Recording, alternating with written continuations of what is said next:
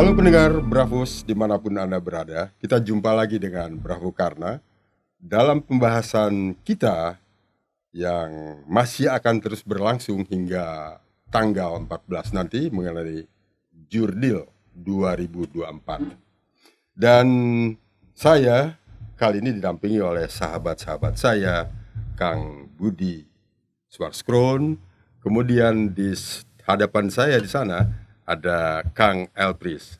Kang Elpris, apa kabar? Baik. Dan juga di Bandung sana, teman-teman alumni ITB sudah berkumpul walaupun hanya 2 orang. Kita akan berbincang nanti dengan Bapak Budi Rianto, seorang arsitektur dan koordinator dari For Asli. Dan kemudian ada Bapak Sahril Sofyan, alumni ITT dan juga pendiri dari For Asli. Kita akan berbincang banyak mengenai Jurdil, mengenai apa itu For Asli dengan kedua bapak di sana. Dan sementara saya akan berbincang dulu dengan Pak Elprisdat. Persdat sebagai wartawan senior tentu akan banyak pertanyaan yang akan sampai ke dua bapak di depan sana, di Bandung sana. Dan pastinya pertanyaan-pertanyaannya akan banyak menarik perhatian kita, terutama pemirsa Bravos dimanapun berada, yang saat ini juga masih menunggu apa yang akan terjadi nanti di 2024 tanggal 14 pastinya. Silakan Pak Elpris. Tanggal 14 itu seminggu lagi ya? Seminggu lagi. Jadi bukan, kita sudah di 2024. Iya betul. Ya. Saya tidak berani menyebut senior karena ada yang lebih senior dari saya. Makanya, senior kita belakangin Beliau saja. sudah di wartawan, kita belum lagi. Jaraknya terlalu jauh. Jadi kita ini masih junior jauh. Oke, jadi saya melihat ya, Jurdil itu azas pemilu. Seharusnya begitu. Dan seharusnya kita percaya. Seharusnya ya. Karena penyelenggaranya satu. Dan kalau kita nggak percaya susah kan. Bagaimana orang-orang ikut berkompetisi atau menggunakan hak pilih pada waktu yang sama dia tidak percaya. Tapi fakta-fakta sebelum ini menunjukkan bahwa itu sulit dicapai. Kemarin kita mendengar keputusan DKPP bahwa ketua KPU-nya melanggar etik berat. Ya. Ini etik-etik ini sudah biasa jadi etik ndasmu kan. Karena sebelumnya ada etik juga di MK. Dan itu ignore. Dikesampingkan oleh yang dimaksud. Dikesampingkan oleh penguasa yang dimaksud. Saya tidak paham sebetulnya bagaimana sebuah sistem sosial dibangun itu atas dasar namanya konsensus, atas kesepakatan. Karena kesepakatan mengenai menjaga etik, menjaga moral, maka sebuah negara bisa jalan. Tapi kalau kesepakatan itu rusak, nggak cukup aparatur menjaga tertib sosial. Jadi bahayanya sebetulnya tidak jurdil atau tidak etik itu adalah orang paling atas memberi sinyal, boleh lo melanggar, boleh lo begini, boleh lo begitu. Terus kalau kita hubungkan dengan statement Koni Rahakundini mengenai rasio 1 TNI itu rasionya adalah menghadapi 632 penduduk masyarakat. Artinya apa? Tidak mungkin kan bahwa sesuatu mekanisme pemilu yang jurdil tercapai kalau 632 ini tidak sepakat dengan tata nilai itu atau tidak percaya itu dijalankan. Jadi birokrasi aparatur akan lumpuh kalau semua orang tidak percaya itu. So spiritnya adalah kita harus sama-sama berusaha mempercayai. Mempercayai bahwa itu harus jurdil karena itu azasnya. Di tengah kemungkinan-kemungkinan kecurangan. Kecurangan ini bukan saya yang ngomong. Ya. Fakta partisipan pemilu bicara, tokoh bicara, bisa dicek. Datanya ada. Hari ini pun Mahfud MD juga bicara. Yang menyebut bahwa itu koalisi ketua-ketua partai di 02 itu seperti kor saja. Menjadi sekumpulan bebek saja yang ikut apa maunya. Ini mengerikan. Jadi kita bicara jurdil ini, kita bicara nilai-nilai sangat ideal di tengah kealpaan para pemangku kepentingan menjaganya. Jadi kita bicara sekarang ini sebenarnya agak sedikit terlambat karena minggu depan kita harapkan jurdil itu well done. Iya. Loh, tanda-tandanya tidak begitu. Iya. Jadi apa yang kita mau harapkan? Optimisme iya. Setuju proses politik iya. Tapi alert sistem orang nyala loh semua. Bayangkan dulu critical pointnya adalah saksi tidak bisa dimobilisasi. Sekarang masing-masing calon menyiapkan saksinya sendiri. Jadi ada distrust dalam level yang masif antara satu kelompok dengan kelompok yang lain. Saya akan dibohongi atau saya akan membohongi. Jadi kill or to be kill ini situasi. Pada waktu yang sama kita di keranjang yang sama, keranjang Republik Indonesia. Jadi isu ini sebetulnya menurut saya ya, yang memegang kendali menggongkan itu top line-nya. Saya sebenarnya mengamati ya secara diksi, mungkin Pak Budi akan melihat lebih jauh dari saya. Yang saya perhatikan itu jargon kampanye sekarang itu damai, bukan jurdil. Itu menyesatkan sebetulnya. Pemilu kompromi. Ya artinya pemilu itu sebenarnya damai penting. Tapi pemilu itu the border to solve the conflict of the competition. Border itu bukan damainya, crystallize kan gitu dia. Ini ada A, ada B. Bukan damai, tapi bagaimana kalau ini beradu diselesaikan dengan mekanisme. Mekanismenya jurdil. Kalau damai, saya gigit Anda nggak ngelapor, means damai. Karena apa? Ketika Anda nggak ngelapor, itu namanya unrealistic conflict. Saya anggap nggak ada kasus. Dan kalau saya ngelapor nggak diproses, itu problem baru. Kan kita ada di situ kan sekarang situasinya. Jadi kalau saya ditanya, saya menginginkan itu. Pemilu jurdil. Tapi apakah saya bisa meyakini trennya tidak begitu? Gejalanya tidak menunjukkan itu akan berlangsung. Kita sering mendengarkan bahwa ya kecurangan ini bagian dari embedded kepada proses pemilu itu. Mungkin sejak lama. Tapi hari-hari ini realitasnya nggak sama Pak Karna. Kenapa nggak sama? Dulu kecurangan itu bisa dilakukan ketika silent majority yang pasif ini don't care dengan pemilu. Partisipasi politik rendah. Orang nggak merasa rugi, nggak nyoblos. Hari ini saya harus menyebut ya, suka nggak suka ini. Hari ini salah satu paslon, sebutlah 01. Anies itu mengajarkan tata cara bernegara kepada warga negara. Tidak sekedar datang pemilu, coblos saya. Bukan, dia tidak bicara itu. Dia bicara Anda pemegang mandat, Anda pemegang saham Republik ini, Anda berhak menentukan masa depan. Dan Anda datang untuk mendengarkan pendidikan politik itu tidak dimobilisasi. Tidak dibayar. Kita nggak pernah lihat pemandangan ini. Sepanjang saya lahir, saya tidak pernah lihat pemilu segairah ini. Mungkin Pak Budi punya pengalaman tahun 58 ya. Yang dianggap 55. Pemilu paling demokratis. Saya tidaklah, saya belum lahir. Yang saya mau katakan, tiba-tiba rakyat yang dianggap apatis, apalagi Gen Z dan gen milenial yang dianggap buta lah, gampang dikibul. Nggak gitu loh realitasnya sekarang.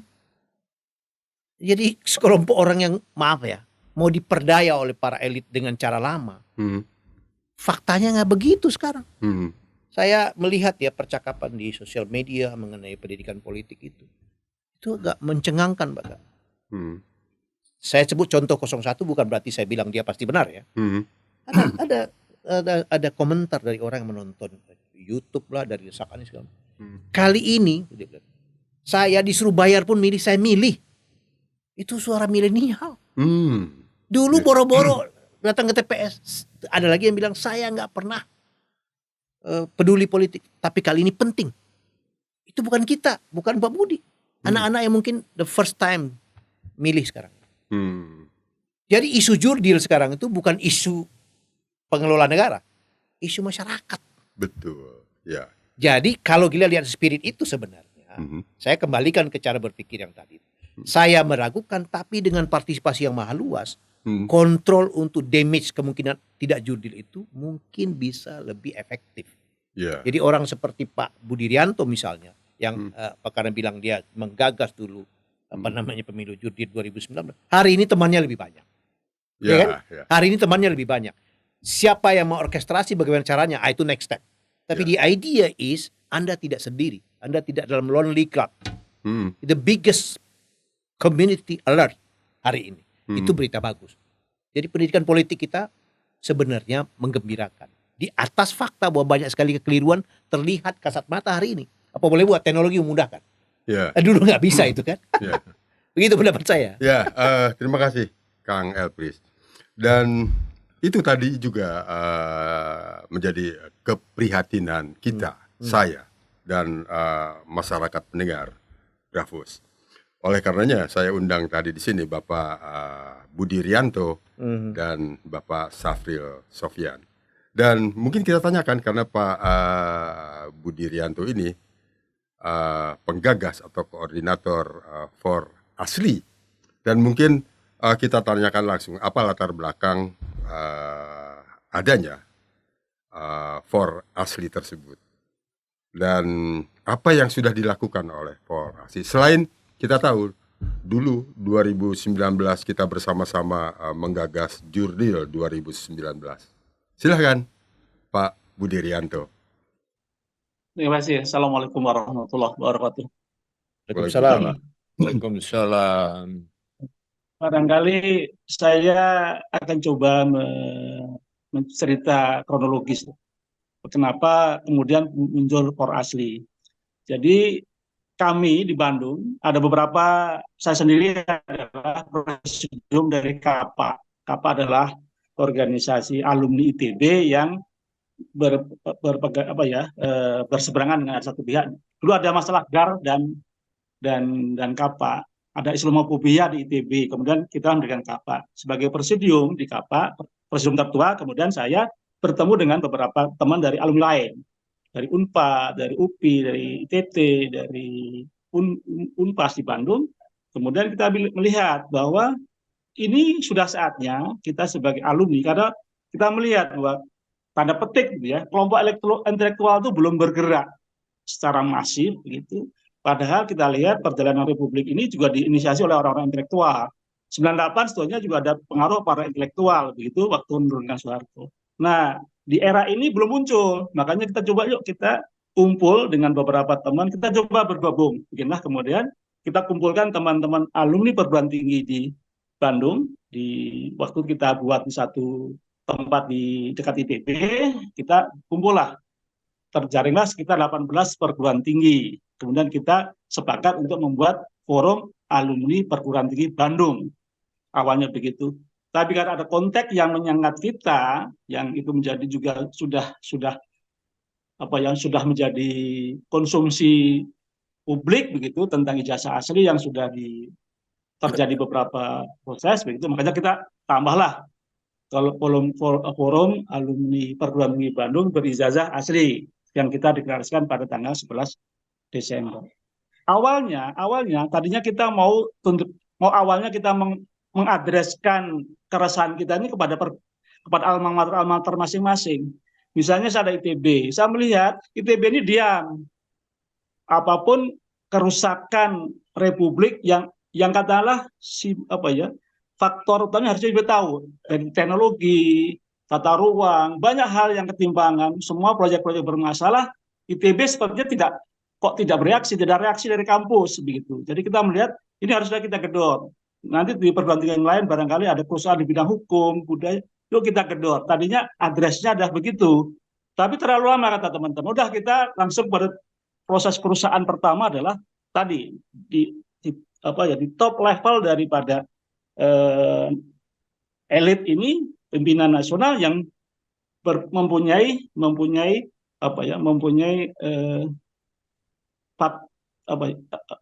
kalau di dalam bahasa hukum itu sudah ada temuan begitu bahwa ini kerusakannya sumbernya dari atas. Makanya kemudian deklarasi itu kita mengatakan bahwa kita akan menunjuk kepada pihak yang membuat kerusakan. Itulah kemudian kita melakukan pelaporan aduan masyarakat tentang nepotisme, karena nepotisme menjadi isu sentral daripada kerusakan di dalam perpolitikan di negara ini yang sekarang kita baca. Jadi kalaupun nanti melalui kecurangan atau apa, ujungnya adalah begitu dari nepotisme. Kita tarik begitu, kemudian kita susunlah begitu bersama-sama. Kebetulan di Bandung juga menjadi tempat lahirnya petisi 100 teman-teman Bandung, Jakarta. Maka bersama dengan petisi 100, satu pihak adalah lebih kepada tokoh-tokoh pergerakan yang ada di petisi 100, dengan kami dari Orasi melakukan pelaporan di Bareskrim. tanggal berapa saya lupa, nanti Pak Sabil barangkali begitu. Jadi kita sudah melakukan tindakan untuk melaporkan unsur nepotisme karena dengan segala macam pasal yang sudah disusun. Kami dibantu ada 19 pengacara dari Jakarta dan Bandung. Dan pelapor mewakili For Asli dan Peti 100 ada 50 yang sebagai prinsipal yang menandatangani pelaporan. Itu yang sudah kita lakukan. Karena apa? Itu kita anggap itu adalah perusahaan utama itu. Kalau itu bisa dicegah dari awal, dari proses ijazah asli yang berlarut-larut, kemudian proses ini, barangkali tadi perusahaan sudah dicegah. Itu kira-kira ide kemudian kita terpunya formasi dan kita selalu menghangatkan sekarang terus menghangatkan isu ini karena itu menjadi entry point daripada gerakan kami. Nah, alhamdulillah kemudian ada mulai kampus bersuara kan melalui secara bergaung bersambut begitu dari kalau nggak salah dari UGM dulu dari Jogja lah dari katakanlah dari alma maternya Jogja ini yang bereaksi UI kemudian berlanjutlah sampai kalau ITB kemarin Unisba UPI dan barangkali sudah menyangkut di banyak 55 barang tadi beritanya ya. Jadi itu kita akan terus kita akan terus panaskan ini artinya apa? Kalau terjadi hal-hal yang di luar yang tadi di luar pemilu nih ya, kita tetap akan lakukan itu untuk lebih menutup kesalahan atau kerusakan itu melalui proses yang sedang kita lakukan. Demikian barangkali sementara dari saya. Barangkali Pak Sahril nanti bisa nambah. Ya silakan Pak Sahril, silakan. Dilanjutkan saja Pak Sahril. Assalamualaikum warahmatullahi wabarakatuh. Waalaikumsalam. Jadi menurutkan Pak Budi Rejanto tadi, saya Syafril Sofyan. Kebetulan kalau di forum alumni perguruan tinggi Bandung berijazah asli, ya disingkat For Asli ya, sebagai salah seorang tim pengarah atau SC ya, Steering Committee. Ya, syukur alhamdulillah tadinya 18 perguruan tinggi ini hampir 157 orang alumni dari 18 perguruan tinggi se-Bandung. Itu bisa berkumpul dan satu visi dan satu misi.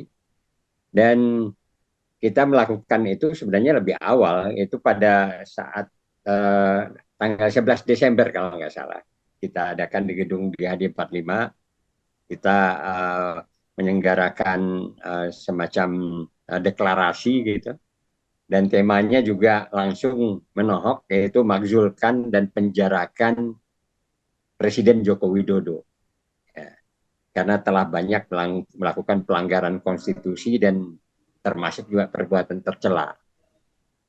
Walaupun sebenarnya yang lebih dulu itu adalah Peti 100, karena Peti 100 itu sebenarnya udah mulai di bulan Maret tahun 2023 itu sudah melakukan perjuangan ke MPR dan DPR memakzulkan Jokowi. Walaupun baru bunyinya setelah ketemu dengan Pak Mahfud MD sebelum beliau mengundurkan diri. Nah itu mulai sangat viral lah gitu ya. Karena termasuk istana ya Luhut, Muldoko, ya Jokowi sendiri juga menanggapi itu Peti 100. Nah itu sebagai tambahan gambaran. Lalu pada tanggal 5 Januari 2024 ya, itu For Asli atau Forum Alumni Perguruan Tinggi Bandung berijazah asli ini ya, itu melakukan atau menyampaikan pengaduan. Itu tanggal 5 Januari tadi yang disinggung oleh Pak Budi Rejanto ya, atas dugaan tindak pidana nepotisme Jokowi sekeluarga gitu. Jadi ada Joko Widodo, ada Anwar Usman, ada Gibran, dan bahkan ada Iriana, dan bahkan juga ya nanti akan masuk juga nanti terkaitnya dengan anak-anaknya yang lain dan menantunya juga. Ya. Itu melanggar PD pasal 1 angka 5 Jo pasal 22. Ya. Itu Undang-Undang nomor 22 pasal 22 Undang-Undang 28 tahun 1999. dan ini jarang digunakan, ya. Tapi ternyata bahwa undang-undang ini merupakan tindak pidana khusus buat nepotisme, jadi bukan buat korupsi ya, buat nepotisme, itu hukumannya juga berat, ya maksimumnya 12 tahun. Jadi kalau nanti diproses itu bisa langsung ditangkap gitu, karena 12 tahun. Dari 5 yang membuat rusaknya bangsa ini gitu, yang melakukan nepotisme dengan melanggar etika berat ya. Jadi kalau pelanggaran etika beratnya sudah diadukan oleh TPDI ke PT Tun ya kalau nggak salah, dan juga tadi Pak Epri juga menyinggung masalah DKPP yang juga memutuskan bahwa KPU juga bersalah secara melanggar etika berat terhadap menerima Gibran sebagai wakil presiden. Ya. Tapi sayangnya ya, dua-duanya harusnya MK kalau menyatakan etika berat itu harusnya dia juga membatalkan. Karena kalau namanya diputuskan sudah melakukan dengan etika berat, harusnya diputuskan bahwa keputusan nomor 90 MK itu juga batal demi hukum. Seharusnya juga demikian di KPP. Seharusnya bukan hukumannya peringatan, ya peringatan berat atau apalah namanya ya, tapi juga menggagalkan bahwa yang namanya didasarkan kepada yang salah, ya, dan itu melanggar etika yang berat, ya, otomatis produknya juga sudah tidak sah secara hukum. Namun demikian ternyata kan ya karena banyaknya apa namanya pemerintah atau rejim Joko Widodo ini masih dianggap ini apa namanya didukung oleh banyak partai gitu kan. Lalu di satu pihak PDI Perjuangan ya, yang sudah sangat dikhianati berat gitu ya, yaitu dia PDI Perjuangan ini memunculkan Joko Widodo sebagai wali kota 2 kali, presiden 2 kali, ya, dan juga anak-anaknya ternyata berkhianat. Ya. Nah sayangnya PDI Perjuangan juga tidak begitu tegas, ya. Dan etika berat ini seperti yang disinggung oleh Pak Epri tadi sebagai wartawan, ya saya masih tetap senior walaupun Pak Budi lebih senior ya. Jadi etika berat ini sebenarnya kalau di negara-negara maju ya sebagai apa seperti Jepang, Korea atau di Eropa gitu, ini yang melakukan etika berat ataupun yang bersinggungan dengan etika berat ini harusnya juga sudah arah kiri, udah bunuh diri dan udah tidak mau maju lagi gitu. Nah sayangnya ini siapa Prabowo Subianto ya, yang menyatakan diri sebagai patriot, katakanlah prajurit, ini juga menerima pelanggar etika berat seperti Gibran ini. Artinya juga kita meragukan patriotisme dari Prabowo Subianto ini. Ya. Dia tutup mata, ya mungkin karena apa? Karena memang dia sudah sangat ingin sekali berkuasa, ya walaupun dia bilang dia tidak mengejar jabatan gitu dalam debat gitu. Tapi di dalam hal majunya dia berkali-kali, ya mulai dari wakil presiden bersama Megawati, terus 2014 maju lagi kalah, 2019 juga maju lagi, saya juga jadi karena tidak apa namanya tidak ada pilihan ya, saya juga waktu itu mendukung beliau gitu.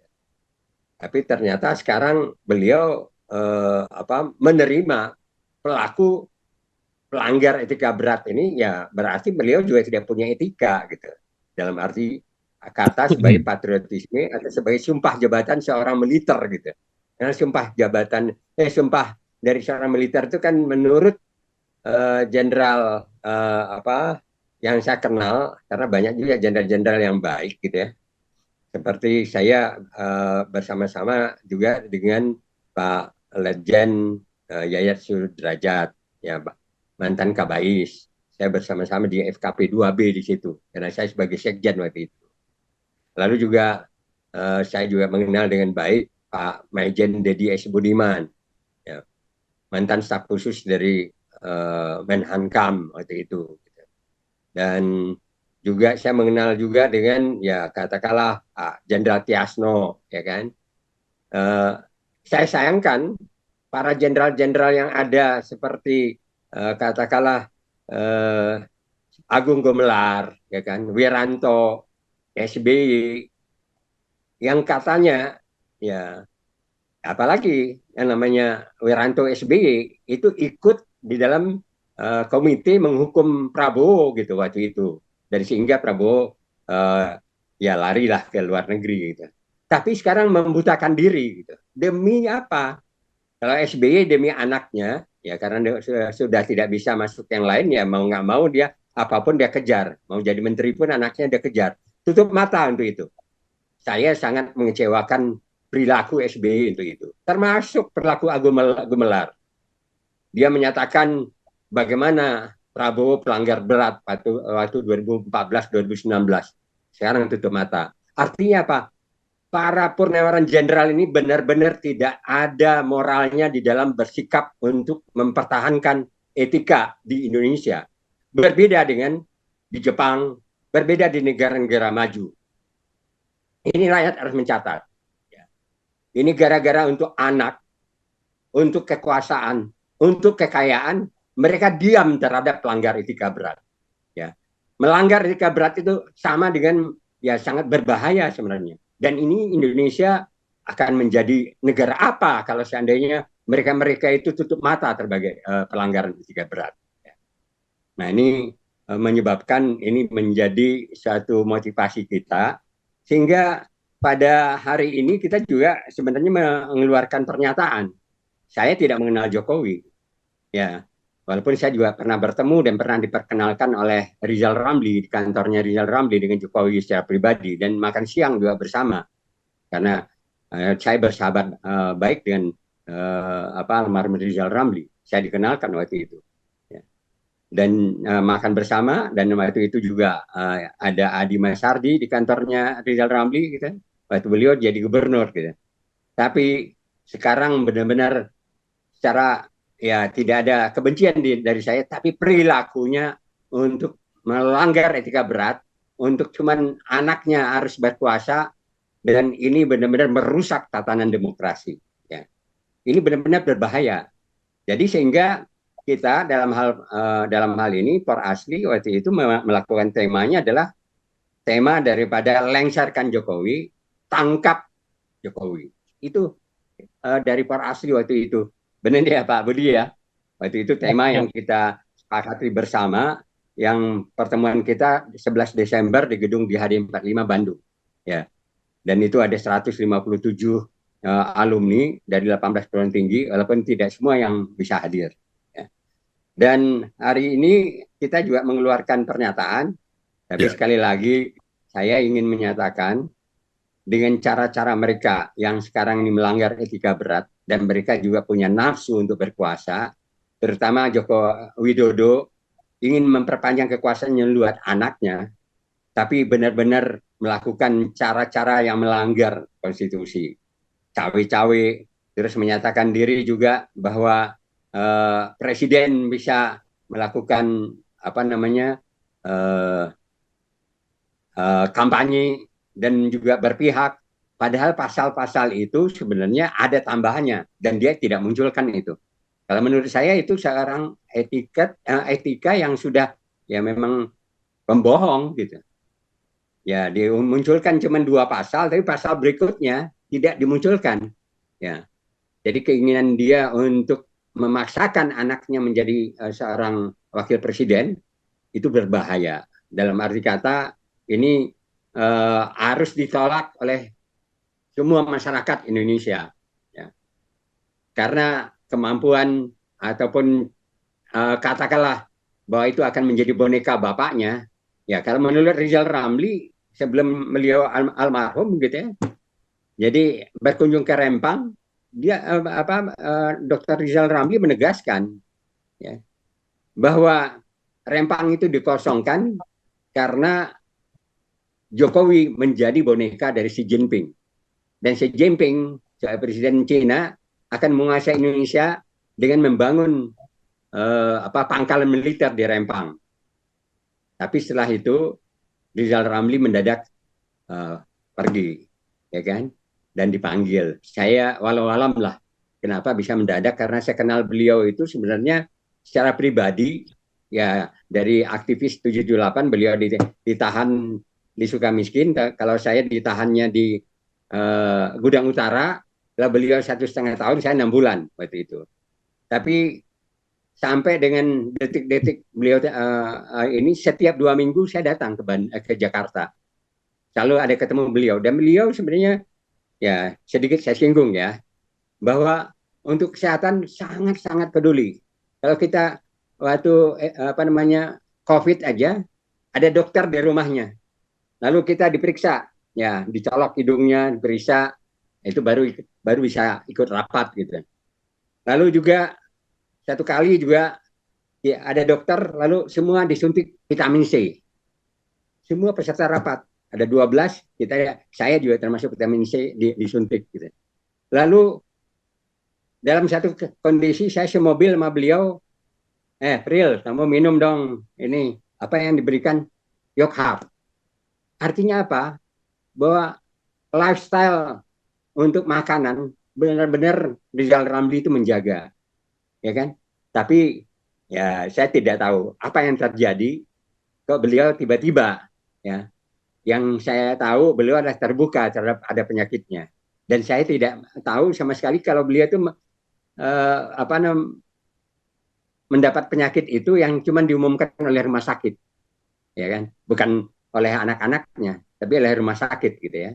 Ya, walau alam apa yang terjadi, karena beliau bisa jadi terlalu berani dan juga bisa menakutkan buat rejim, juga kita tidak tahu. Ya. Tadi dikatakan nih, Kang Elpris, Kang Budi, bahwa Presiden kita yang terhormat Bapak Jokowi ini benar-benar sudah disebutkan tadi melanggar konstitusi, kemudian melanggar sumpah jabatan. Kita sempat berbincang mengenai melanggar sumpah jabatan. Dan yang ketiga, pelanggaran nepotisme.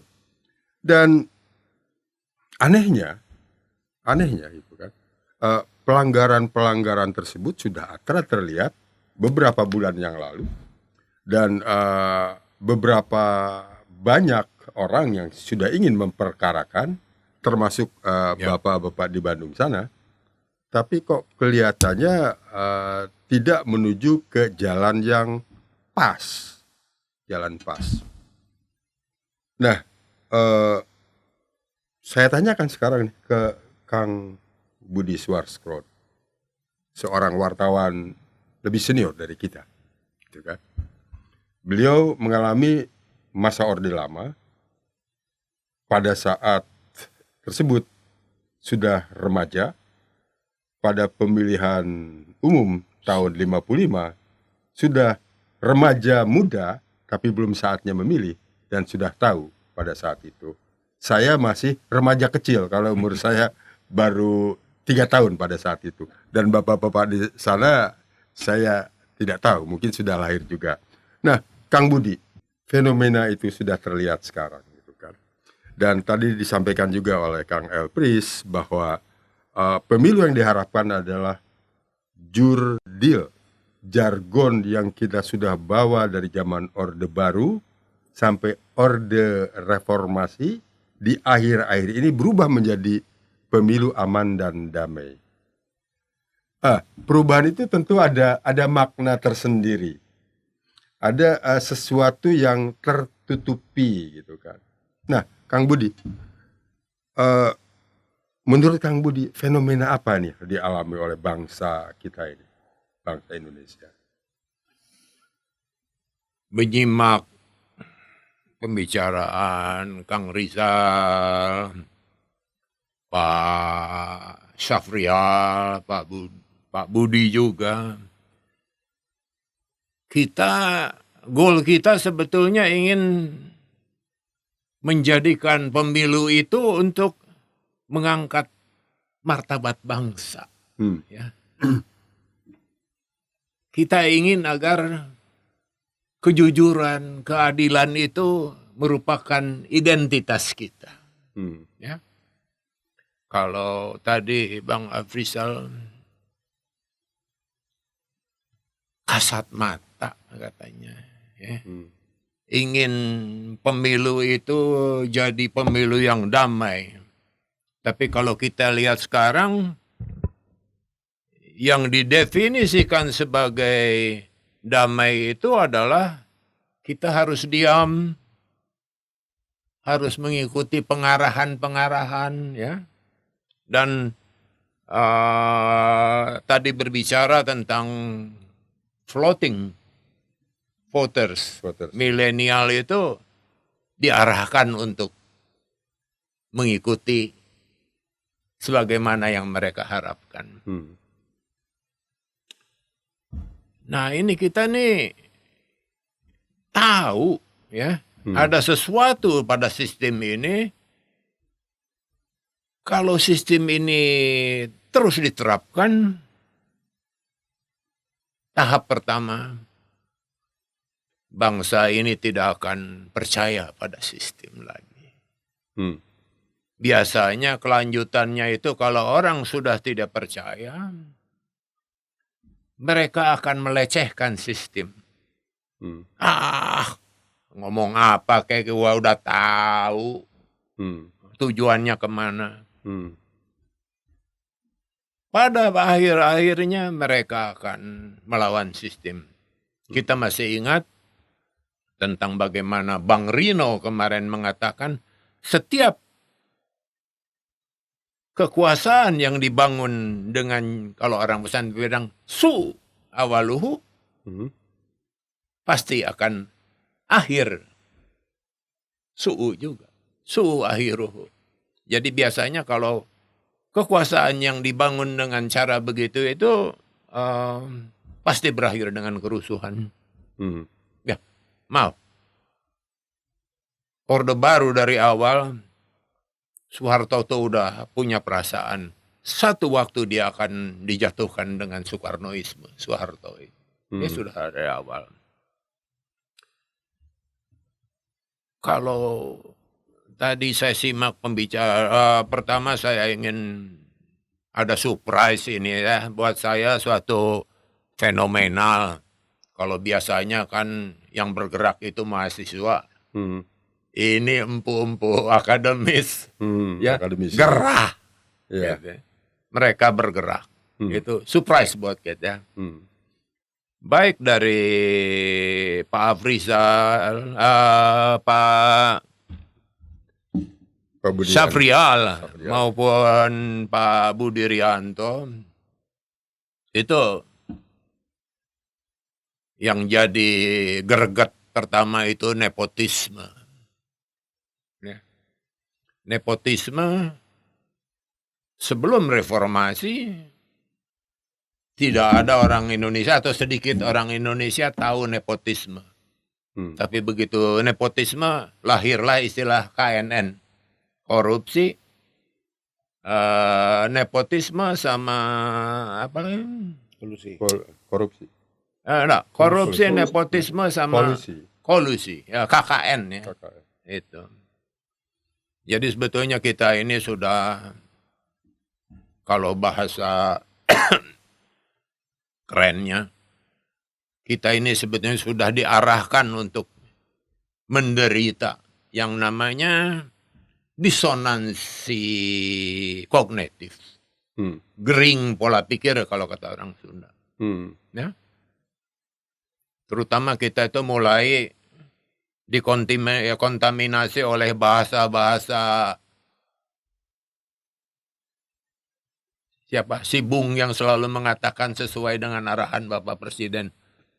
Bahasa-bahasa nepotisme. Kalau zaman Soekarno saya tahu. Oh, di Sumatera Selatan terlihat ada gejala Honger Odim. Kelaparan. Busung lapar. Ya. Gitu. Kemudian dihaluskan oleh Orba. Gejala kurang makan. Setiap Orba ingin memutuskan sesuatu seperti mau BBM naik, dia selalu. Ketika orang ras mulai menarik uang dari bank karena BBM naik, dicegah. Pemerintah berjanji tidak akan melakukan 2 hari kemudian BBM dinaikkan dengan alasan penyesuaian. Ya. Jadi kita selalu diracuni oleh bahasa-bahasa halus. Lama-lama pikiran kita terkombinasi. Ya. Kita sudah biasa, kemudian kita juga saat itu kan biasa. Kalau lihat ada pejabat yang wah rumahnya di mana, istrinya di mana, paling kita bilang wah dia mah duduk di tempat basah lah kayak orang ini. Kita melihat sesuatu yang destruktif itu jadi hal yang biasa. Kang Budi, saya putus dulu sebelum Kang Budi pasti ada pengalaman pada saat Orde Baru. Pada saat tersebut Kang Budi ada kedekatan dengan beberapa pejabat-pejabat Orde Baru pada saat itu yang sedang berkuasa, dan tahu persis juga pada saat-saat mereka jatuh turun itu. Mohon diceritakan, soalnya fenomena tersebut sepertinya akan berulang sekarang ini. Ya, silakan. Pertama, maaf, tapi semoga tidak sampai terjadi ya. Ya. Pertama saya ini itu ada indikasi kita 25 itu akan mengalami seperti 65 tahun. Tapi mudah-mudahan tidak. Saya punya kedekatan bukan yang KW-KW. Karena saya kan asistennya Hamid Gruno. Hamid Gruno itu persis di sebelah rumah Panglima Mandala saat itu. Saat itu adalah Pak Harto ya.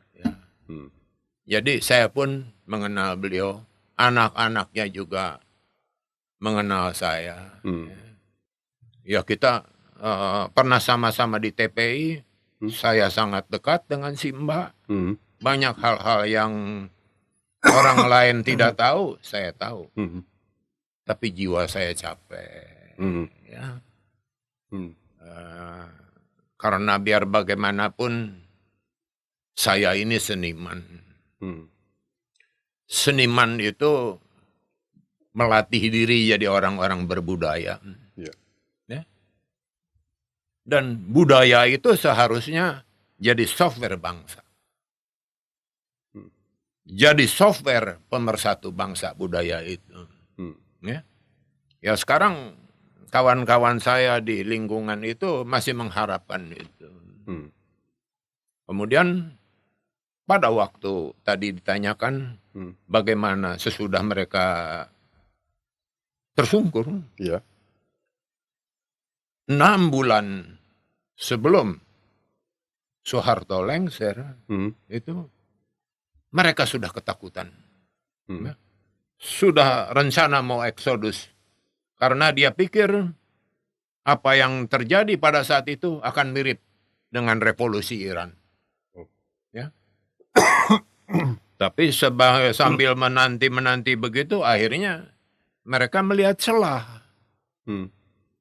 Beberapa tokoh reformis ini bisa dibeli lah. Ya. Akhirnya kan terbukti. Ada yang dikasih modal bikin parpol, ya saya tidak perlu sebutkan. Akhirnya terbukti. Ada yang dikasih perusahaan penerbangan, silahkan lu ambil deh, Simpati Air. Ya. Jadi sebetulnya mereka sudah takut, tapi mereka melihat ada celah untuk bisa dibeli, ya. Dan akhirnya memang dibeli. Sehingga perjuangan murni anak-anak mahasiswa pada tahun 98 itu dimanipulasi.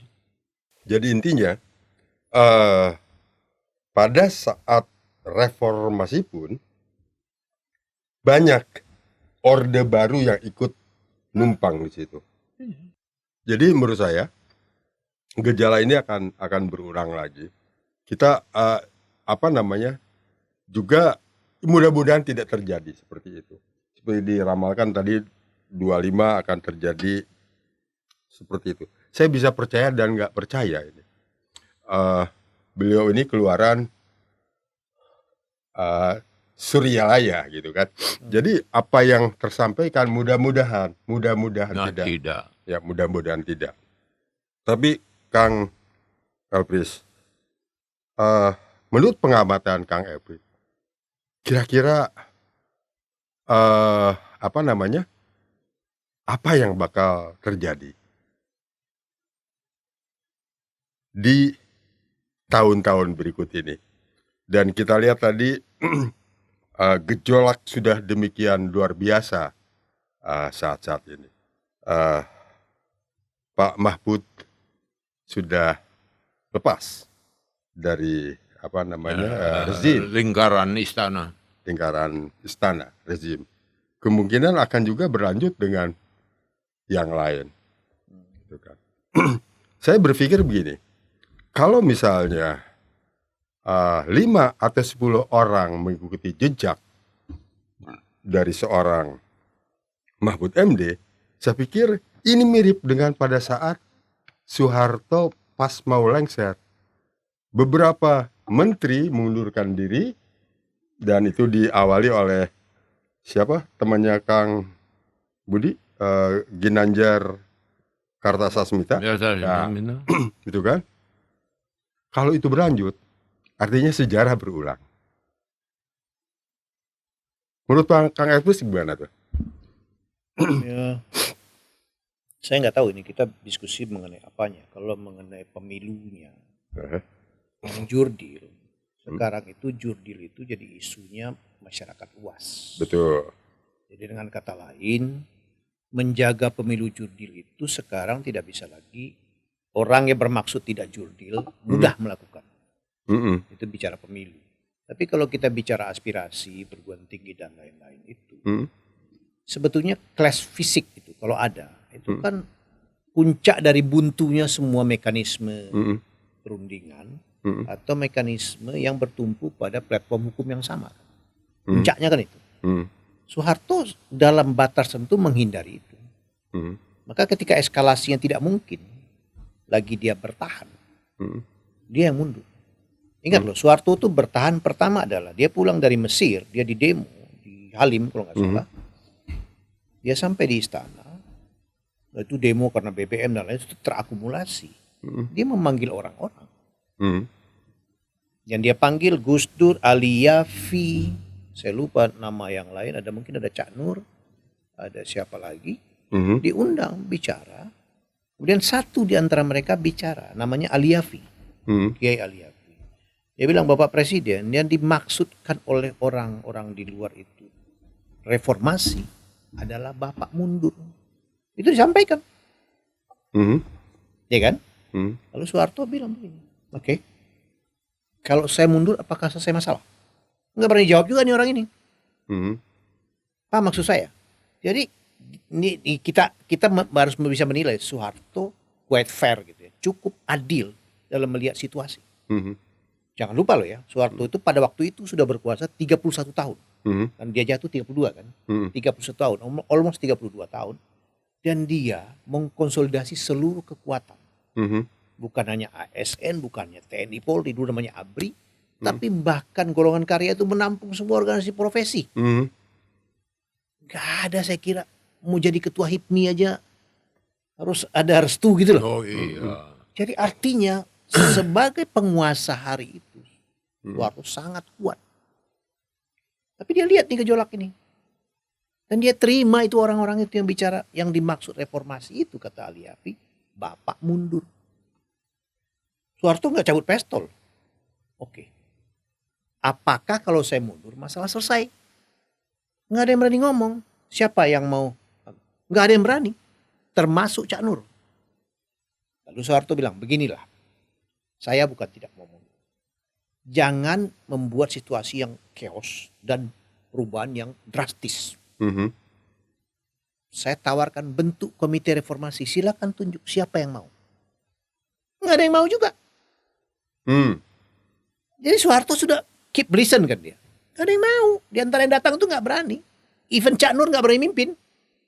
Padahal Cak Nur dia lulu kan di luar nih. Saya membaca. Maaf motong. Ya. Yang dimaksud datang itu yang namanya kelompok Ciganjur? Oh bukan, belum ada Ciganjur setelah itu. Ini orang-orang yang nggak pentolan, kritis kepada pemerintah diundang Pak Harto. Saya lupa berapa nama. Ya, Tapi ada 7-8 orang. Ya. Antara lain Cak Nur, Ali Yafi, Gus Dur. Siapa lagi? Ada juga yang tidak mau datang. Kalau kita mau bikin catatan, Amin Rais tidak diundang. Amin Rais nggak Tapi datang. that's not issue. Maksudnya bukan itu poinnya. Mungkin Soeharto hanya mengundang orang yang bisa diajak bicara. Oke? Nggak ada yang berani itu orang. Soeharto yang mengasih ide. Begini saja. Kita bentuk komite reformasi. Kalau situasinya sudah bagus, saya lay down. Step behind. Saya akan mundur. Nggak apa-apa. Yang penting transisi ini smooth. Nggak berani. Karena nggak berani, Soeharto mau ngotak-atik kabinetnya. Saya mau reshuffle ini, ganti ini. Bongkar pasang. Begitu bongkar pasang. Itu yang lebih hafal day by day itu kan Yusril kan. Dia ada di sana kan waktu itu. Karena dia membantu Murdiono. Begitu bongkar pasang itu. Datanglah kelompok teman-teman menteri ini. Antara lain ya. Kalau nggak salah Ginanjar Kartasasmita, Akbar Tanjung, dan lain-lain. Ke Cendana. Kami mengundurkan diri. Ya.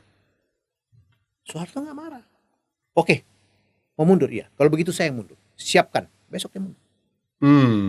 Coba kita lihat ya. Ini kasus transisi dari Soeharto ke Orde Reformasi. Bagaimana dengan Soekarno?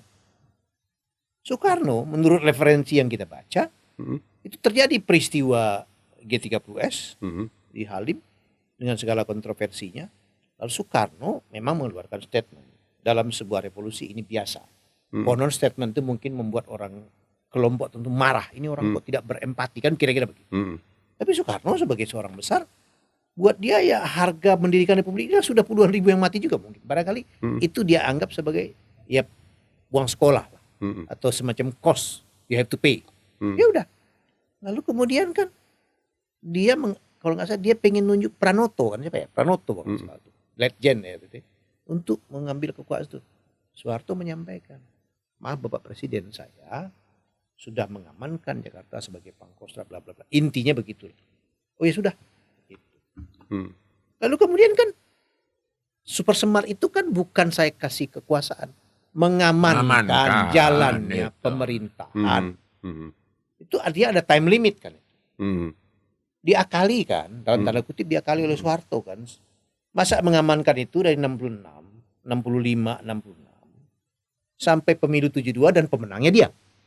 Itu yang jadi yang diterima oleh Soeharto, persepsi mengamankan itu menaikkan dia ke atas. Tanpa pemilu. Pemilu itu 72 kan, Pak? Ya. Jadi ada waktu 6-7 tahun dia berkuasa atas selembar kertas namanya Super Semar. Apakah Soekarno tidak bisa menggerakkan massa? Bisa. Dia mencegah. Tidak memilih itu. Ya kan?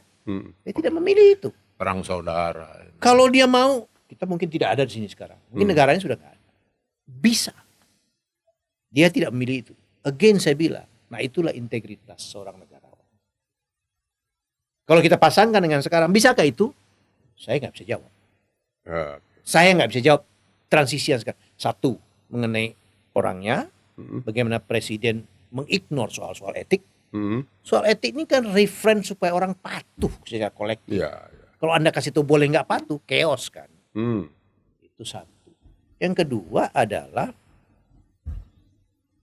apa iya dia akan berbuat nekat. Misalnya loh ya, misalnya kita terima nih aspirasi kampus ini menggelinding snowball bla bla bla bla. Apa iya seorang presiden dengan menyampingkan itu? Secara logika nggak mungkin. Karena gerakan masyarakat yang sambung menyambung atas dasar common concern yang sama, itu logika air. Dia konsisten naik ke permukaan. Ya sampai sini Anda masih bisa bersuara, sampai sini mulai tersedak, sampai sini snowball.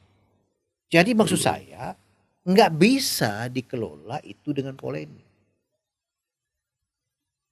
Presiden kan mengatakan, oh itu demokrasi. Iya, justru karena demokrasi Anda harus dengarkan. Karena Anda kan lahir dari produk demokrasi. Nggak bisa dong, demokrasi saya nggak bisa dengar. Saya boleh bersuara dong, bukan begitu kan. Tapi itu kan pilihan, Presiden mungkin punya hitungan sendiri. Saya bertindak begitu, dia yang tahu, kita nggak tahu. Cuma maksud saya kalau kita compare pertanyaan Kang Karna tadi, bagaimana kemungkinan itu? Secara politik, apa yang tidak mungkin? Itu normatif aja. Kalau kita bertanya pada Yusril, impeachment itu bisa atau tidak bisa? Dua-duanya bisa. Bisa juga, mungkin berhasil, mungkin enggak. Kenapa? Impeachment itu mekanisme hukum untuk menyelesaikan kompetisi dukungan politik. Jadi contoh impeachment, Gus Dur di-impeach berhasil. Gus Dur malam keluarkan dekret, paginya sidang umum MPR jatuh dia. Artinya apa? Konstelasi politik lebih besar di seberang Gus Dur. Kan gitu. Sehingga impeachment-nya jadi legal. Kalau Gus Durnya yang kuat, yang impeach ini pengkhianat ini. Masuk penjara semua nih. Kasus Turki misalnya Erdogan. Erdogan kan di-impeach, di kudeta gitu. Berhasil dipenjarakan ribuan orang. Jadi artinya, kalau saya dalam posisi bisa melihat dari istana misalnya. Konstelasi ini harus dilihat dalam bentuk besaran dukungan. Besaran orang sebelah kita atau di sana. Bukan sekedar saya legal formal berkuasa atau benar. Karena menjadi tidak pas dia menyelesaikan. Ya, sekarang misalnya tergantung, saya melihat mungkin dia kampus nggak apa-apa lah. Toh kita juga dengar sekarang apapun proses di bawahnya. Ada juga kan kampus tandingan yang tiba-tiba muncul menganggap kita oke-oke saja. Kita baik-baik saja. Tapi silakan diuji dalam perkembangannya berikutnya. Dan kalau saya berpendapat as a presiden, keep listen. Ya. Menurut saya loh ya. Tapi bahwa presiden tidak melakukan itu prerogatif dia, itu asesmennya dia. Ya.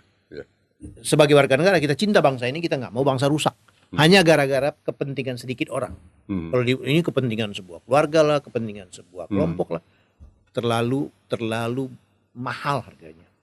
Ngebangun negara ini kan mengusir Belanda 3,5 abad kan, mengusir Jepang 3 tahun kan, dan sekian ribu orang mati kan.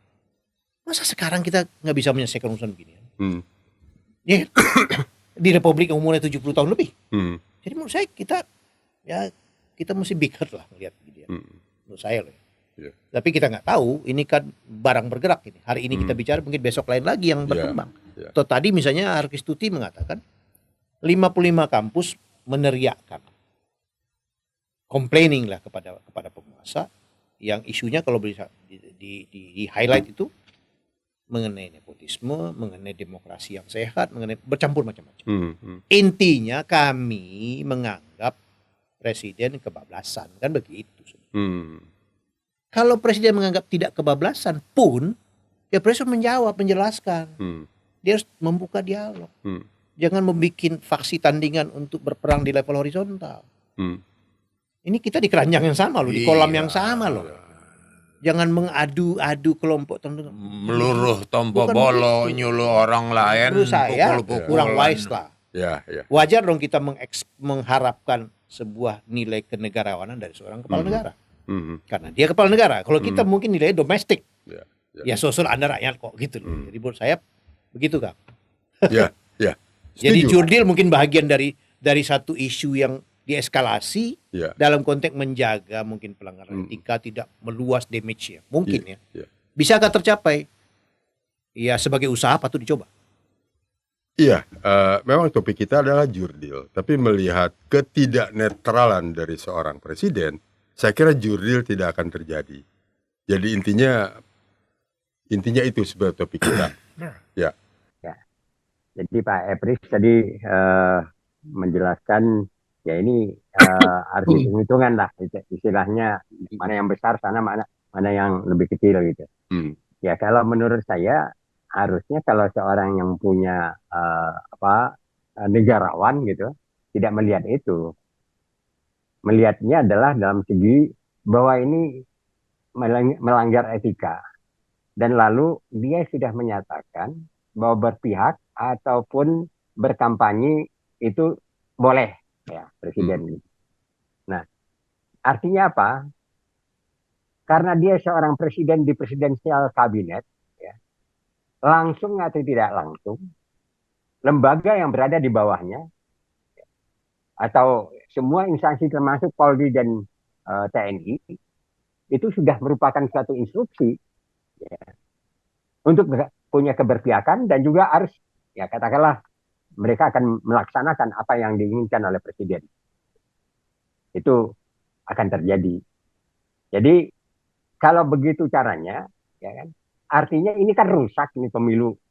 Karena presiden menyatakan berpihak dan presiden menyatakan juga ikut berkampanye, langsung tidak langsung semua instansi yang berada di bawah kekuasaan presiden itu akan manut terhadap apa yang diinginkan oleh presiden. Ya. Yang namanya pemilu ini ya di samping jurdil kan perlu integritas. Ya. Artinya ini pemilu sudah tidak bisa berintegritas lagi karena presiden sudah berpihak dan sudah memberikan komando bahwa ya yang harus dipilih tentunya anaknya gitu kan. Itu kasat mata kok itu yang menyatakan begitu kan. Artinya ya yang namanya apapun hasilnya, katakanlah mereka akan menang atau mau 2 kali atau 1 kali putaran atau 2 kali putaran, ya kan, tetap dia akan di atas misalnya, itu akan diragukan oleh rakyat, oleh masyarakat. Dan untuk nanti orang tidak akan percaya hasil ini. Karena apa? Karena itu tadi, presiden menyatakan berpihak dan presiden menyatakan berkampanye dan dia telah lakukan berkampanye itu. Ya kan? Dan instansi di bawahnya sudah melakukan juga. Ya, baik itu Polri, ya walaupun dibantah, ya tapi tetap saja bahwa yang namanya pemasangan spanduk itu teratur sampai ke bawah gitu. Maaf. Ini kabelnya agak tertarik gitu. Nah, jadi integritas ataupun hasil pemilu ini kalau diragukan, ya artinya pemilu tidak akan bisa dipercaya hasilnya oleh masyarakat. Artinya juga bahwa ke depan ini bangsa kita itu benar-benar tidak akan mengakui hasil dari pemilu yang seperti ini. Jokowi memang harus mundur, ya kan? Kalau dia mau menyatakan berkampanye dan segala macam, ya udah dia mundur sebagai presiden, ya. Dan serahkan kepada wakil presiden, pemilu tetap jalan. Dan dalam waktu sehari 2 hari ini dia bisa kok menyatakan untuk supaya pemilu ini dan perhitungan dan sampai proses dari pemilu ini berjalan jurdil, saya mundur. Saya serahkan kepada wakil presiden. Itu bisa terjadi seperti itu. Ya. Nah, itu barangkali yang kita himbaukan untuk jalan keluarnya. Supaya Jokowi benar-benar kalau ingin husnul khotimah, ya, itu dia harus lakukan itu. Tapi kalau menurut saya, kalau dia tetap tidak melakukan itu, tidak akan husnul khotimah. Dia bisa dicari, dia bisa dipenjara, dan dia bisa dihabisin dengan sama keluarganya oleh masyarakat yang sudah tidak mau menerima pemilu. Ini berbahaya lah. Dan itu ada semua di masyarakat itu udah seperti itu gitu. Jadi itu yang tidak disadari oleh istana karena istana tutup mata. Muldoko malah menyerang perguruan tinggi. Dia tidak tahu bagaimana perguruan tinggi itu punya kehormatan dan tidak bisa didikte. Seorang guru besar. Tapi Muldoko seenaknya ngomong itu juga memancing. Artinya juga memancing bahwa nanti pemilu masih dipasarkan begini. Saya yakin bahwa ini benar-benar chaos dan bangsa ini akan dibikin hancur oleh Jokowi kalau dia masih tetap bertahan. Oke. Jadi menurut saya udahlah Jokowi stop, serahkan ke wakil presiden dan baru orang percaya pemilu akan jurdil. Kalau tidak semua perguruan tinggi sudah menyatakan hal yang seperti itu, artinya apa? Mereka sudah nggak percaya kok. Masyarakat udah nggak percaya. Cuman karena waktunya sempit, mahasiswa tidak memungkinkan untuk bergerak. Tapi kalau mereka setelah pemilu pun bisa bergerak lah. Ya kan? Saya ingatkan, pasti akan terjadi chaos. Kalau terjadi misalnya pemilu ini, presiden masih tetap seperti ini. Dia harus mundur, itu saja. Terima kasih tambahnya Pak. Ya. Itu yang tadi maksud saya, kekhawatiran saya itu seperti 25 itu. lah Yang saya sampaikan tadi ke Pak Batara. Soalnya fenomena ini kok mirip-mirip. Ya. mirip-mirip dengan Orde Baru. Dan rupanya sudah terjawab oleh Pak Safri kekhawatiran saya. Tidak percaya pada sistem, Betul. melecehkan sistem, melawan sistem, pasti. Ya. Pasti gitu. Kita sebetulnya masyarakat, saya itu siapapun yang jadi presiden silakan. Tapi yang jujur. Yang kita harapkan adalah seorang presiden adalah seorang yang netral tadi. Ya. Jangan seperti yang dilakukan oleh Pak Harto sebelumnya di Orde, mengkooptasi segala lapisan, gitu kan? Itu yang saya khawatirkan sebetulnya itu. Dan mudah-mudahan kita berharap juga chaos juga jangan terjadi. Mudah-mudahan, insya Allah, gitu kan? Nah, mungkin ke Pak Budi Rianto, mungkin ada yang mesti disampaikan sebelum nanti mungkin pembacaan petisi yang akan disampaikan. Ya. Barangkali nanti Pak Safri, karena teksnya nggak di saya, teks yang kemarin sudah disepakati dibacakan Pak Safri, silahkan sebagai SC begitu. Tapi saya hanya menggarisbawahi bahwa sebetulnya keresahan kami sebagai masyarakat yang kebetulan pernah sekolah, berkumpul bersama-sama dengan teman-teman alumni adalah sebetulnya bahwa memang ini harus dijaga ini. Bahwa pemilu ini hanya salah satu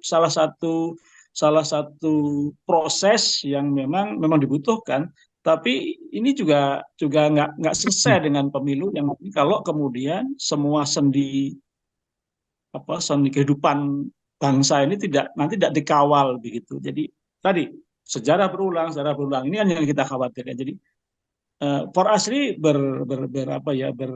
berharap atau bahkan mempunyai satu harapan dan rencana begitu bahwa dengan gabungan sekian belas perguruan tinggi, bermacam keilmuan, alumni, dan barangkali nanti bisa terjadi For Asri di Surabaya, di pusat-pusat perguruan tinggi begitu, yang kemudian perguruan tinggi sebagai salah satu garda terdepan dalam mengawal peradaban dan moral begitu, barangkali harus tetap eksis begitu ya. Jadi keilmuan itu harus menjadi bagian dari yang harus dijadikan sebagai pedoman, salah satu pedoman untuk menjaga berbangsa. Kita kira begitu.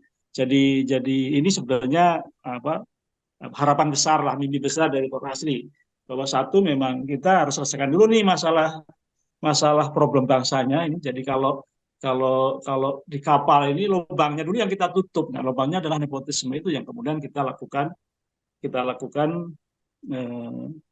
proses yang sudah kita jalankan di Barreskrim. Itu barangkali itu bagian dari upaya ikhtiar yang kita bahasanya istihad kita lah, ikhtiar politik kita lah, itu yang kita lakukan. Selanjutnya kita berharap dengan semua elemen bangsa begitu ya bergandeng tangan, yuk kita pada saat nanti terjadi pergantian kepemimpinan dengan cara yang jujur dan adil yang diharus semuanya, dan itu sudah menjadi mudah-mudahan menjadi hasil terbaik ya, kita harus kawal terus begitu.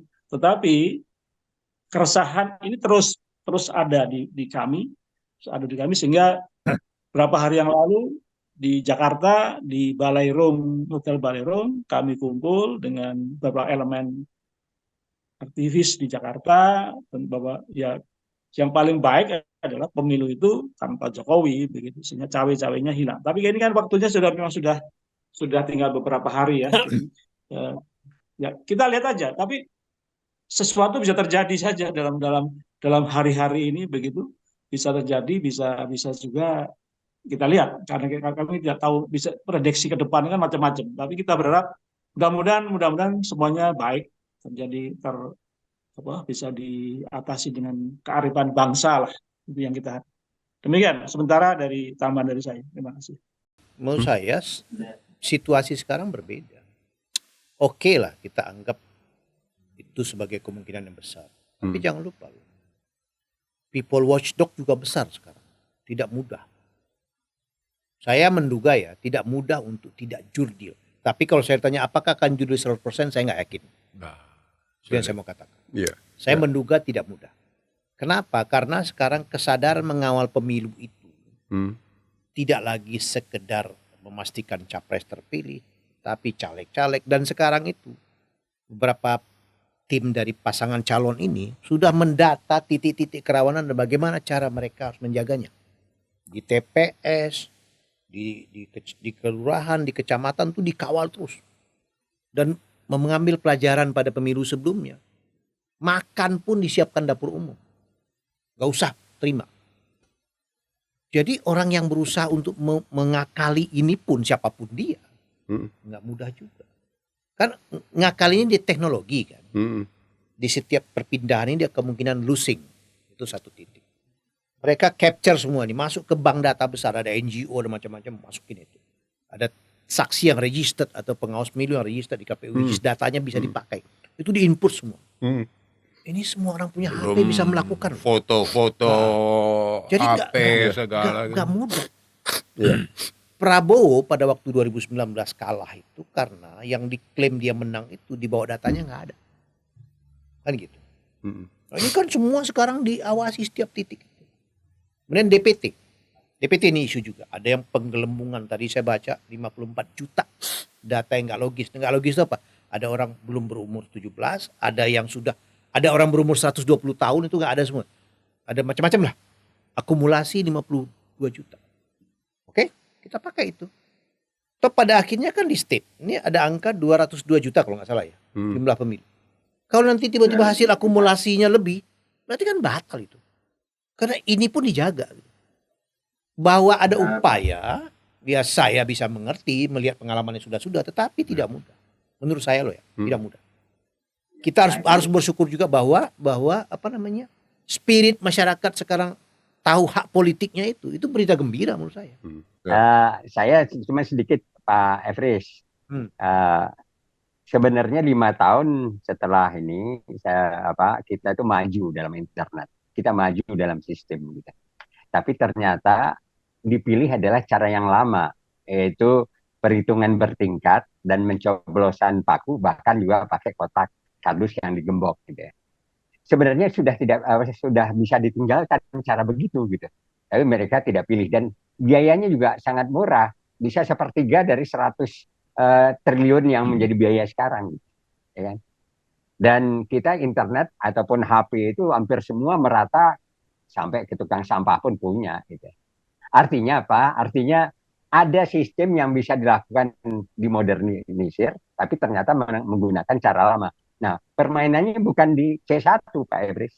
C1 itu bisa difoto. Tapi ketika dikumpulkan sebanyak 840.000 C1 itu nggak akan sanggup, ya.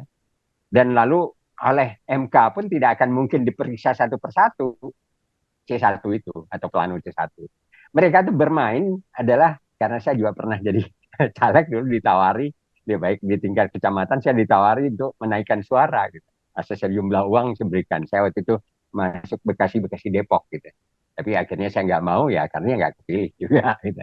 Nah, jadi mainnya itu adalah di perhitungan bertingkat di kelurahan, dan itu tidak lagi mungkin masuk saksi, ya. Dan bahkan cuman malah polisi yang bermain juga di situ gitu. Jadi di tingkat kelurahan naik ke tingkat kecamatan, dari kecamatan tabulasinya naik lagi ke kota kabupaten. Nah, permainannya di situ. Nah, untuk penggiringan itu memang disiapkan yang namanya opini yang dinyatakan oleh survei berbayar ini. Lembaga survei ini berbayarnya udah mulai menyatakan bahwa nggak ada dasar apa-apa, tahu-tahu naik 6%. 02 bisa naik 6% gitu. Dari 46 bisa jadi 52%. Tapi yang saya mau katakan tuh ini Pak Safril. Yang Anda sebut itu adalah praktek di celah mana penyimpangan bisa dilakukan, kan? Kecurangan bisa dilakukan. Betul, saya terima itu sebagai pengalamannya Pak Safril lah yang mengawal pemilu dari mungkin 2-3 kali periode sebelumnya. Tapi hari ini kan Anda juga dibantu sama saksi-saksi relawan-relawan yang volunteer ini mengawal itu. Itu yang saya katakan bahwa kemungkinan curang ada. Tetapi tidak semudah sebelumnya, itu yang saya. Kenapa? People watchdog-nya luas sekali sekarang ini. Ya.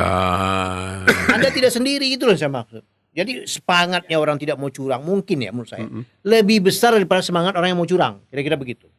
Bahwa itu perlu diorkestrasi ya itu soal manajerial. Kalau nggak pintar ya problem lagi, itu namanya kan kebaikan unorganized ya, kalah dia gitu. Tapi maksudnya sekarang itu semua orang bisa membantu Anda. Berita gembiranya itu. Jadi makanya saya katakan apapun hasil pemilu ini nanti, walaupun hasil curang atau tidak curang, tapi pemilu berikut tidak lagi seperti ini. Tidak mudah lagi. Gitu yang saya katakan. Jadi kita ada punya investasi mengenai pendidikan politik yang eksponensial juga meningkat. Tapi apakah buahnya panen sekarang? Walau-walam. Mungkin next 5 years. Gitu kan? Gitu loh maksudnya. Ya, dan pemilu yang akan datang kan sudah kembali tertutup kalau nggak salah. Oh, belum tentu. Situasi ini kalau konfigurasi di parlemen berubah belum tentu. Banyak undang-undang bisa dirubah. Apa yang tidak bisa dirubah? Kalau kata JK cuma Quran dan hadis. Jadi maksud saya, kemauan kita bernegara. Kita tergantung penguasa berikut. Ya artinya kita berkonsensus. Nah kalau semua orang sadar tentang konsensus, dia minta haknya. Itu yang akan terjadi setelah ini. Siapapun ya yang terpilih. Bagaimana cara pun. Tapi the next tidak mudah loh. Memperdaya pemilih sekarang pakai sembako. No, nggak butuh dia. Dipakai nggak bakal pilih. Ya kita juga bersyukur juga sebuah proses besar. Membongkar sebuah sistem berkarat, sebuah regenerasi kejahatan melalui sebuah momentum naik eksponensial itu dahsyat loh Pak. Dahsyat loh. Dan harus saya akui yang mengcrack ini Anies. Dia yang kampanye tanpa modal harus jelasin apa adanya itu politik. Bukan sebar-sebar sembako, bukan pilih saya. Kapan kita lihat Pak Budi pernah pengalaman tahun 55 ada nggak orang kampanye, nggak ada musik, nggak ada apa-apa, nggak ngasih apa-apa, orang ramai, ada nggak? Ada nggak? Tahun 55. Nah berarti ini pertama kali sejak Republik berdiri. Suka tidak suka Anies yang membongkar itu. Sekarang Prof Mahfud mengikuti. Namanya apa? Tubruk apa tabrak? Tabrak Mahfud. Tabrak. Saya senang lebih banyak yang melakukan itu lebih bagus. Kenapa? Mencerdaskan publik bersama-sama. Sekarang desak Anies itu out of the box, nggak ada yang mikirin. Ini bikin band, bikin door prize, kasih hadiah, nggak ada yang datang. Ini datang nggak ada bandnya, nggak ada gimmick, kaos juga nggak ada, penuh. Bagaimana kesadaran dibangkitkan? Ini gelombang besar loh Pak. Saya senang sekali bahwa ini bisa terjadi secepat ini. Kalau nggak kita berkarat Pak, kita mau nyalek kita pikir duitnya ada berapa. Semua biaya untuk pencalekan yang konvensional itu impossible. Unvisible kecuali kita harus maling karena nggak balik modalnya. Gaji katakan 200 juta. 5 tahun kira-kira berapa? DPR RI ya 200 juta. Take home pay lah ya 200 juta. Berarti setahun 2,4 M. 5 tahun 10 miliar. Biayanya 20 miliar kan nggak mesti maling kan gitu maksudnya. Supaya BEP.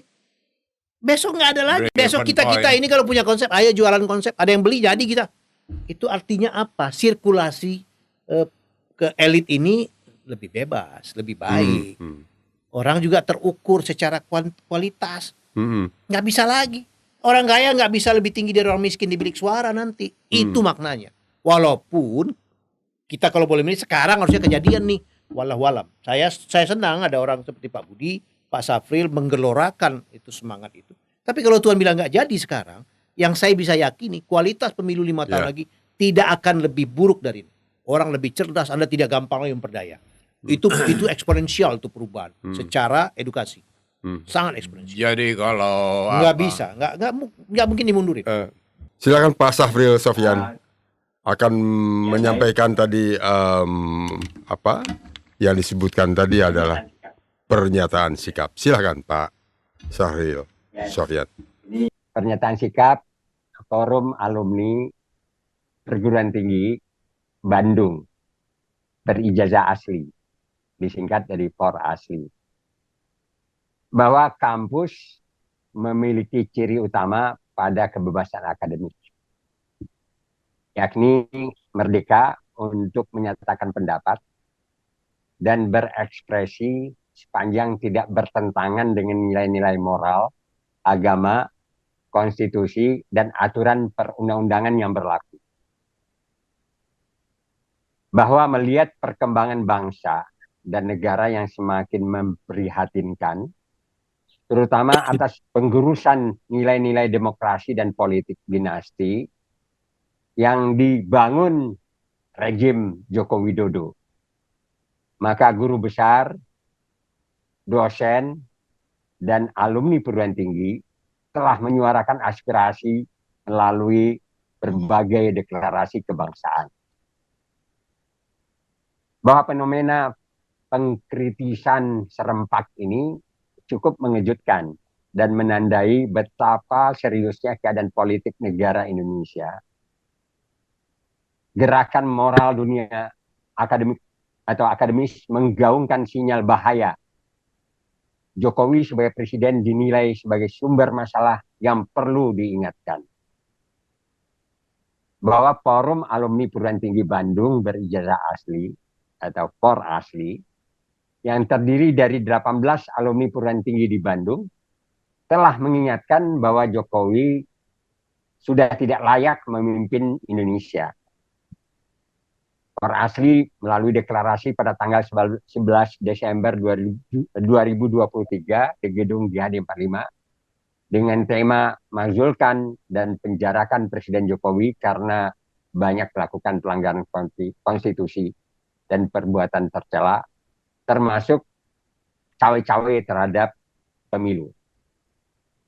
Bahwa POR asli bersama petisi 100 telah menyampaikan pengaduan ke Barreskrim Polri pada tanggal 5 Januari 2024 tentang dugaan tindak pidana nepotisme Jokowi sekeluarga, melanggar pasal 1 angka 5 pasal 22 Undang-Undang 28 tahun 1999.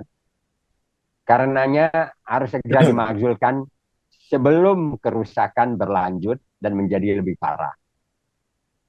Atas dasar hal-hal tersebut, maka Forum Alumni Perguruan Tinggi Bandung berijazah asli menyatakan sikap. Pertama, mendukung deklarasi kebangsaan untuk pemulihan demokrasi yang dilakukan oleh guru besar, dosen, dan alumni berbagai perguruan tinggi di Indonesia.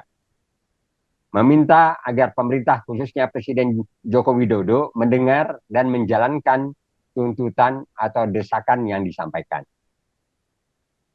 Kedua, mendorong para mahasiswa agar bergerak bersama dengan guru besar, dosen, dan alumni menindaklanjuti deklarasi melalui aksi-aksi agar seruan akademik di atas menjadi efektif untuk mempengaruhi pengambilan kebijakan publik.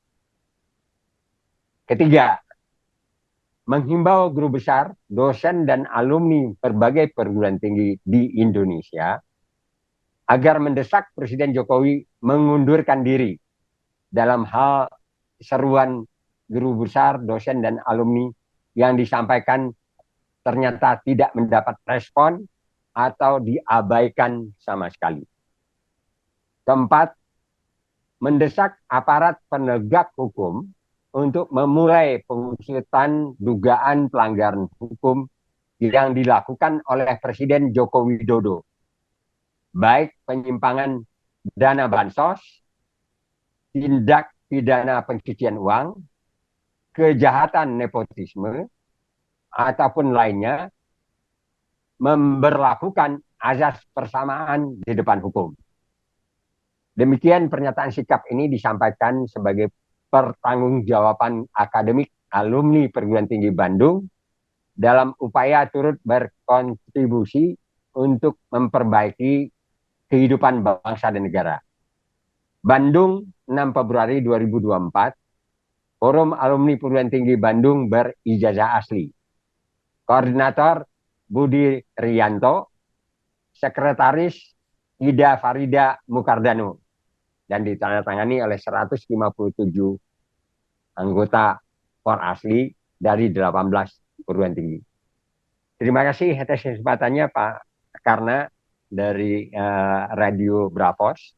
Mudah-mudahan pernyataan sikap ini bisa beredar dan dipahami sepenuhnya baik oleh Istana, terutama Presiden Jokowi, maupun oleh semua pendengar dari Bravos Radio dan bisa disebarkan luaskan juga linknya kepada masyarakat seluas-luasnya.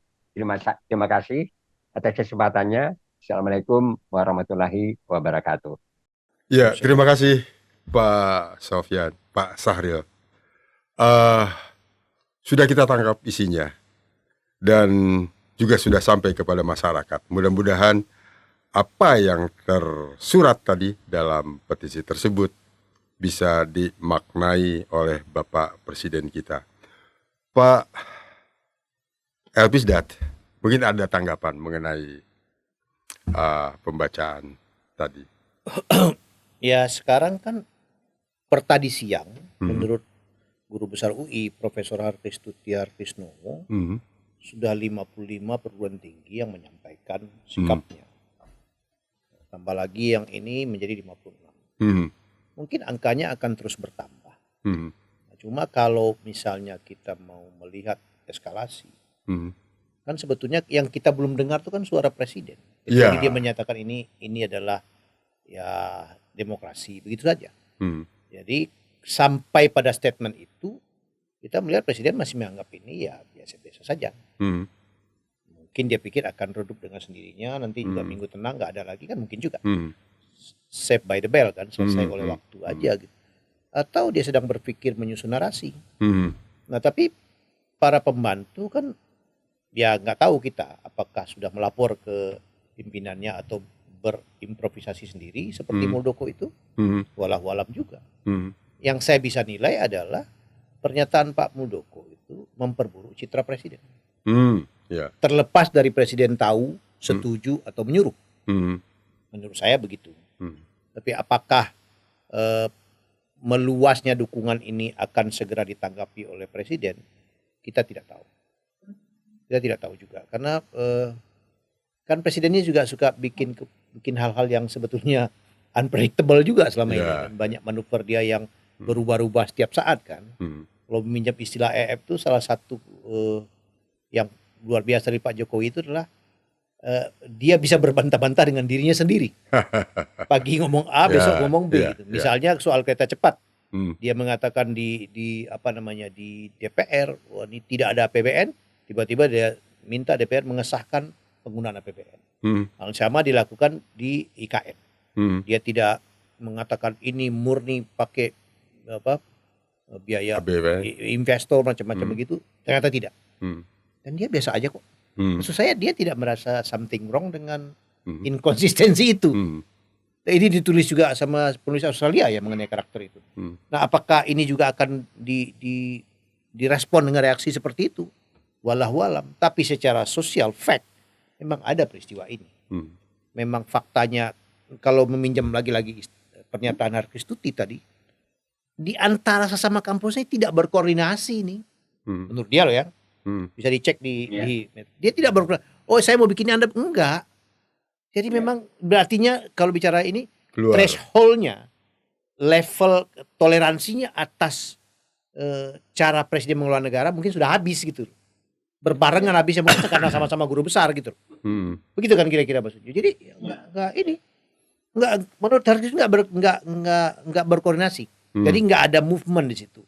Maka kalau itu betul, maka yang disebut ini gerakan bernuansa elektoral dan lain-lain jadi terbantahkan. Tapi silakan diuji oleh waktu lah soal-soal begini. Saya juga nggak tahu. Tapi kalau saya pikir kita membandingkan yang tadi, kita pernah punya histori bahwa dua presiden kita memilih jalan negarawan dalam konteks dispute semacam ini. So apakah yang sekarang melakukan itu? Walau-walam. Yang kita bisa doakan, moga-moga negara ini dipilihkan yang terbaik solusinya oleh Tuhan kan begitu. Iya kan? Nah kita nggak tahu namanya power tend to corrupt itu ya begitu. Dan berkuasa itu menunggang harimau katanya Pak. Jadi karena saya menunggang harimau, saya pengen nggak turun-turun, lebih baik mati di pundaknya. Karena kalau turun dimakan sama harimaunya gitu. Ya itulah cycle-nya. Nah apakah presiden juga sedang menghitung begitu situasinya? Walau-walau. Tapi bahwa ada fakta sosial sekarang itu masif protes atau penyuaraan aspirasi oleh perguruan tinggi, ya itu tidak bisa kita pungkiri juga.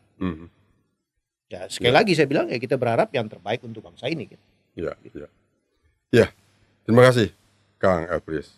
Kang Budi, Apa statement akhir dari Ya, Kang? ya mudah-mudahan pertanyaan Pak Budi Rianto, ya, kita menghadapi kan bahwa kalau mau bicara jujur dan adil itu, kemarin Pak Batara sudah bilang ada faktor nalar, ada faktor nurani. Kalau nalar tadi kita sudah kita gambarkan bahwa memang terjadi disonansi kognitif ya. Sekarang tinggal nurani.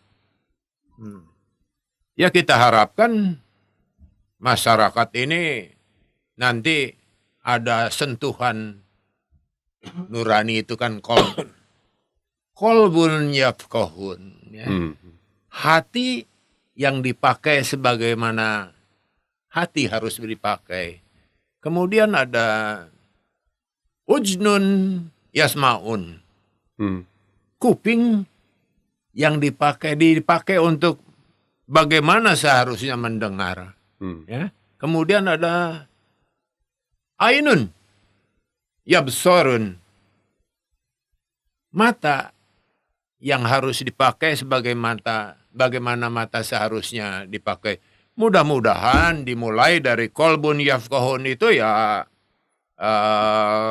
apa yang dituntut oleh Pak Sahril.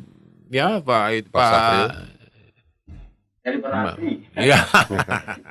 Itu sedikit banyak akan didengar oleh pemilih-pemilih, calon pemilih kita. Mudah-mudahan hati mereka tersentuh. Ya. Karena waktu sudah cukup dekat. Ya. Susah lah ngelengserin presiden waktu tinggal 9 hari. Sudah dicatat semua itu. Kang Budi, Kang Elpris, dan dua bapak di Bandung sana, Pak Safril dan Pak Budi Rianto, seorang penggagas dari For Asli. Dan tadi kita sudah dengar pernyataan politiknya. Demikian pendengar Bravos Radio dimanapun Anda berada. Kita sudah berbincang selama kurang lebih dari 1 jam mengenai Jurdil 2024.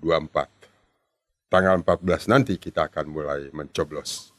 Kita harapkan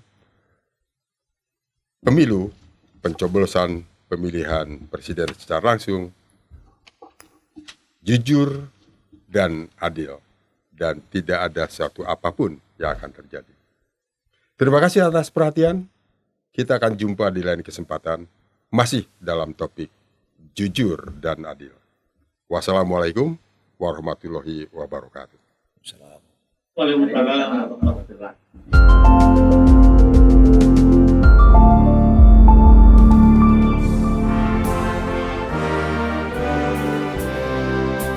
Terima kasih Anda masih terus mendengarkan Bravos Radio dari Batu Ampar 1 nomor 6 Kramat Jati Jakarta Timur. Bravos, your digital radio station.